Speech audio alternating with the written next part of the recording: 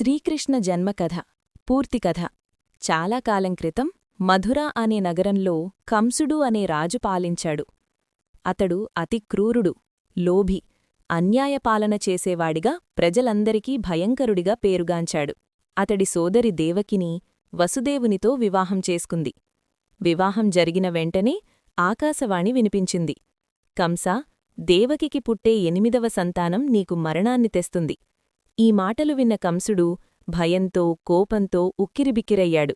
వెంటనే తన సోదరిని, మరిది వసుదేవుణ్ణి కారాగారంలో బంధించాడు. దేవకికి పుట్టిన ప్రతి శిశువునూ కంసుడు నిర్దాక్షిణ్యంగా హతమార్చాడు.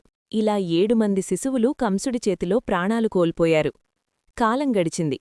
దేవకికి 8వ గర్భం వచ్చింది. ఆ రాత్రి మధుర నగరమంతా నిశ్శబ్దంగా ఉంది. అర్ధరాత్రివేళ దేవకికి ఒక శిశువు జన్మించాడు. ఆ శిశువే శ్రీకృష్ణుడు.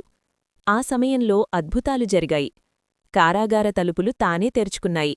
కాపలాదారులు గాఢ నిద్రలోకి వెళ్ళిపోయారు. వసుదేవుని చేతులలోని బంధనలు తానే విరిగిపోయాయి. వసుదేవుడు శిశువును ఒక బుట్టలో పెట్టి తలపై మోసుకొని యమునా నదిని దాటేందుకు బయలుదేరాడు.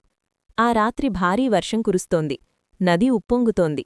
అయినా అద్భుతంగా నీరు వసుదేవుని భుజాలను దాటలేదు. ఆ సమయంలో ఆకాశంనుంచి శేషనాగుడు వచ్చి తన విస్తారమైన ఫణాలతో శిశువును వర్షం నుంచి కాపాడాడు. అప్పుడు వసుదేవుడు తన కుమారుడు సామాన్య శిశువు కాదని, దైవస్వరూపుడిని గ్రహించాడు. వసుదేవుడు గోకులానికి చేరుకుని తన మిత్రుడు నందుని ఇంట్లో ఉన్న యశోదకు పుట్టిన ఆడ శిశువుతో కృష్ణుని మార్పిడి చేశాడు. అనంతరం తిరిగి కారాగారానికి వచ్చాడు. కొంతసేపటికి కంసుడు అక్కడికి వచ్చి శిశువును చంపబోయాడు. కాని ఆ శిశువు అతని చేతులనుంచి జారిపోయి ఆకాశంలోకి ఎగిరి దుర్గాదేవి రూపంలో దర్శనమిచ్చింది. ఆమె కంసునితో ఇలా చెప్పింది: నీకు మరణాన్ని తెచ్చేవాడు ఎక్కడో సురక్షితంగా పెరుగుతున్నాడు. నీ అంతం ఖాయం. అలా గోకులంలో యశోదానందుల వద్ద పెరిగిన కృష్ణుడు పెద్దయ్యాక కంసుడిని సంహరించి ధర్మాన్ని స్థాపించాడు.